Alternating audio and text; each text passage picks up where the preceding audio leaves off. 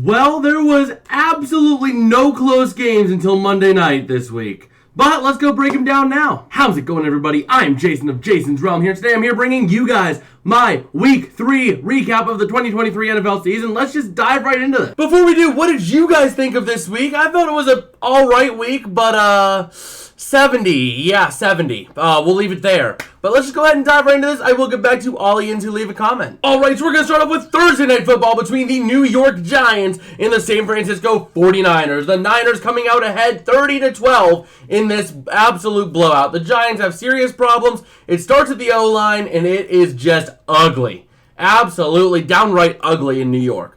You have serious problems, you gotta fix them. It's all across the board. San Fran, on the other hand, you cap at 30 points, but you still get a win. Still looking solid, but you're capping at 30 points. You're going to have to break that cap if you want to be solid in this league. Up next, we had an incredibly tight game. Best game of the week by far. The Indianapolis Colts beating the Baltimore Ravens in Baltimore in overtime, 22-19. This game was incredibly close between these two teams all throughout. We were there for it live. Go ahead and check out my reaction. It will be somewhere over on the channel. You'll be able to find it real quick. But yeah, that was an incredible game. Indianapolis defense was suffocating. The offense did just what they needed to do, despite Gardner Minshew giving himself a safety. Meanwhile, the Ravens, that defense, you choked. The offense, you looked like a flat tire.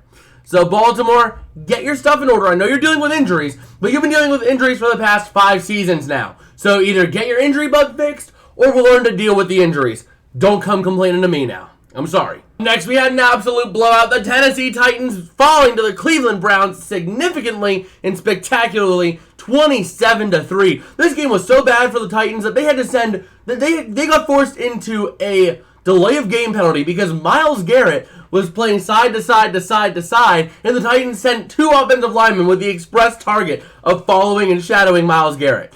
So yeah, the Browns' excellent defense does great. Deshaun Watson looked more like the old Deshaun Watson. Things are starting to come together in Cleveland. Tennessee, tear it down, my dude. You are the retirement home of the NFL now. Get your stuff together and just reset. Up next, we have the Atlanta Falcons falling to the Detroit Lions 20-6. And Desmond Ridder, you are not the guy in Atlanta. I'm sorry. Bijan needs to carry you, and if Bijan don't play well, you're gonna lose. You're like the Chargers, but with your running back. The Chargers are too reliant on Justin Herbert, and Yins are too reliant on Bijan Robinson. Plain and simple. Meanwhile, Detroit, sloppy-ish kind of game, but you still did what you got to do, and you came out with a win. In your division, that is absolutely critical. Up next, we had a tale of 2 halves. The New Orleans Saints falling to the Green Bay Packers 18-17. New Orleans, you owned the first half. You completely dominated. It was, 17-0 at half? But then the injury bug came out to you in mayhaps the worst way with a Derek Carr injury, and you didn't look the same without him. You looked flat without him. Green Bay, though, excellent job capitalizing on your opponent's injuries. Now, you don't wish for an injury, but at the same time, if it happens, you must capitalize. And that is exactly what the Green Bay Packers did here, pulling together an excellent comeback win. Up next, we have the Houston Texans absolutely pantsing the Jacksonville Jaguars on national television, 37-17. Houston, you dominated. CJ Stroud is aging like fine wine, getting better and better and better each week. Things are trending up in Houston. Build a good team around them, and you are Super Bowl contenders next year. Mark my words. If they do it right. Jacksonville, though, what was that? Yeah, you were supposed to win. Big time. Big time. The offense came up short. The defense couldn't hold a piece of paper. I mean, it was bad. It was just bad on all fronts for Jacksonville. You got to rebound next week. Otherwise, it's going to be a long rest of the season for you. Up next, oh boy.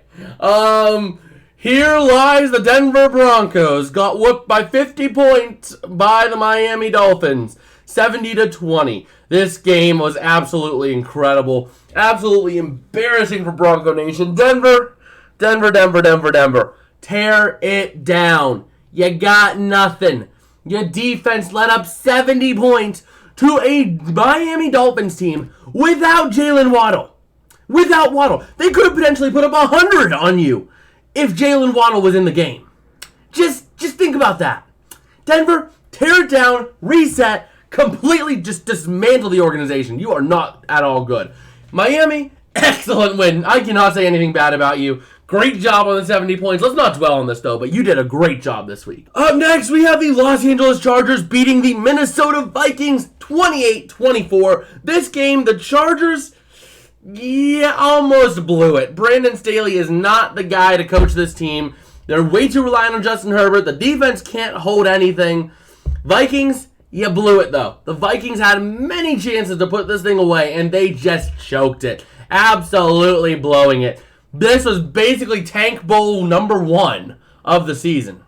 It was that bad. Up next, we have the New England Patriots beating the New York Jets 15-10, where Robert Saleh said that there was no blame for Zach Wilson in this game. But yet Zach Wilson continued to Zach Wilson the game. New York, you cannot let Zach Wilson keep ruining this team. Trade aggressively for Kirk Cousins. Bring him in. Have him in for the rest of the season. And then do what you got to do with it. New England, nice job on a win. Nice job capitalizing on your opponent's weakness. The Jets defense is going to make any offense look bad, so great job with what you did. Up next, we have another pantsing, this time of the Washington Commanders. 37-3 in favor of the Buffalo Bills. And it was 37-0. That was a pity field goal for the Commanders. It was bad. And, man, that was a sloppy fourth quarter for Washington. The quarters 1 and 2, they were playing very solid. Offensively, they were struggling, but defensively, they were holding. Meanwhile, the third quarter is when things started breaking, and the fourth quarter, everything fell apart. Buffalo, great job after a bit of a turbulent first half, getting back into it and just absolutely rallying, scoring 21 points in the second half. Up next, we had a surprisingly tight game. The Carolina Panthers falling to the Seattle Seahawks 37-27. Seattle, there's questions there. How did you let that happen? How? That's all I want to know. How did you manage to blow it that badly against a team like the Panthers, who have absolutely nothing in terms of weapons offensively or defensively? How? Carolina, great job this week. You don't got much, but you managed to play a game against the Seahawks and make it look close. Up next, we have the absolute embarrassment of the week. The national pantsing on local television. The tank is over in Arizona. Arizona's finally starting to look like a decent team, surprisingly. As much as we all don't want to admit it, something's happening in Arizona, and it is getting good. It was a huge win, 28-16 over the Cowboys for the Cardinals. Then Dallas. Why do we choke this bad? Why do we choke games this bad whenever we have nothing? Yeah, Super Bowl contenders, more like toilet bowl contenders this year. Get out of my face. Up next, we have another blowout. The Kansas City Chiefs beating the Chicago Bears with Swift in the building. 41-10. This game, Chicago, tear it down. Justin Fields is not the guy. Tank, do whatever you gotta do. Bring in Caleb Williams. Justin Fields is not your guy. Meanwhile, Kansas City, you did what you got to do. You were able to pull your starters in the third and still win. And great job for you, Kansas City. You looked like you were back this week. Up next, we have the Pittsburgh Steelers beating the Las Vegas Raiders on national television Sunday Night Football, 23-18. This game was incredibly close throughout, back and forth. You cannot have Steelers-Raiders without it being a one-score game. And, man, it was close. But Pittsburgh, your offense looked back on track. This looked more like Steeler football. The defense did solid. They played all right. Now, there was a total BS pass, roughing the passer call, which we're not going to talk about. But anyway, you're looking pretty solid. You're looking back to Steeler football. Vegas, I have one thing to tell you. Use Hunter Renfrow or get him out of here. Don't tantalize him. Don't trap him. Don't imprison him in this. That is what you are doing. You are imprisoning a man. You are not using Renfrow. If you use him, you can look so much better. Up next, we have the Philadelphia Eagles beating the Tampa Bay Buccaneers 25-11. Philadelphia finally gets a solid win with a solid margin of victory, but the offense was still lackluster. That is a common trend for the Eagles this year. They should have put up 30 or more against this Buccaneers defense, but they failed to do so. Tampa Bay, you learned the true side of Baker Mayfield. Baker Mayfield is going to play really good for a few weeks, and then he just tanks. Baker Mayfield, I have the stat line right here. Baker Mayfield, 15 for 25, 146 yards, 1 touchdown, 1 interception. Not a bad stat line except for the interception. And you really didn't do much around him. So offensively, it was just a bad week. Baker should get you back on track here in a couple weeks. he should be looking solid. And last but not least for this video, we have the Los Angeles Rams falling to the Cincinnati Bengals by a score of 16-19. This game, oh boy, Los Angeles, where is your defensive line? Stafford got sacked, what, 5 or 6 times in that game? Yeah, he had been sacked once all season. What was that offensive line performance? Offense couldn't get going because there was no offensive line. But Cincinnati, without Joe Burrow at 100%, you still looked pretty solid. So Cincinnati, you are looking pretty good.